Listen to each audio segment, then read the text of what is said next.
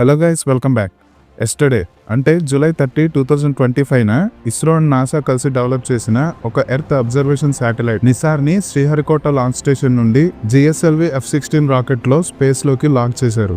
ఈ satellite normal observation satellites లాంటిది కాదు. దీనిలో 2 డిఫరెంట్ పేలోడ్స్ ఉన్నాయి.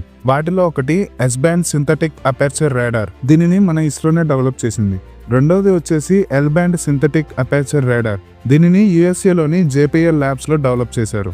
అసలు ఈ సింథటిక్ అపర్చర్ రాడార్ అంటే ఏంటంటే ఇదొక రాడార్ ఇమేజింగ్ సిస్టమ్. ఇది ఏం చేస్తుందంటే డే అండ్ నైట్తో సంబంధం లేకుండా 24 అవర్స్ ఏ డే ఎర్త్ యొక్క పిక్చర్స్ని సేకరిస్తుంది. ఇది బ్యాడ్ వెదర్ కండిషన్స్లో కూడా వర్క్ చేయగలదు. అసలు ఈ శాటిలైట్ని లాంచ్ చేసిన ముఖ్య ఉద్దేశం వచ్చేసి డిజాస్టర్ మేనేజ్మెంట్ కోసం. ఈ శాటిలైట్ మన భూమి మొత్తాన్ని స్కాన్ చేయగలదు. ఇలా చేయడానికి దీనికి 12 days టైం పడుతుంది. ఇది కేవలం ఇండియా అండ్ యుఎస్ఏ కోసం మాత్రమే కాదు, భూమి మీద ఎక్కడైనా సరే క్లైమేట్ చేంజెస్ని, ల్యాండ్ స్లైడ్స్ని, ఎర్త్ క్వేక్స్ని ముందుగానే డిటెక్ట్ చేయగలదు. ఇలాంటి మరిన్ని ఇంట్రెస్టింగ్ వీడియోస్ కోసం ఫ్యాక్ట్స్కోప్ తెలుగు ఛానల్ని సబ్స్క్రైబ్ చేసుకోండి. నా ఎక్స్ప్లెనేషన్ కనుక నచ్చినట్లయితే లైక్ చేయండి, మీ ఫ్రెండ్స్ అండ్ ఫ్యామిలీతో షేర్ చేసుకోండి.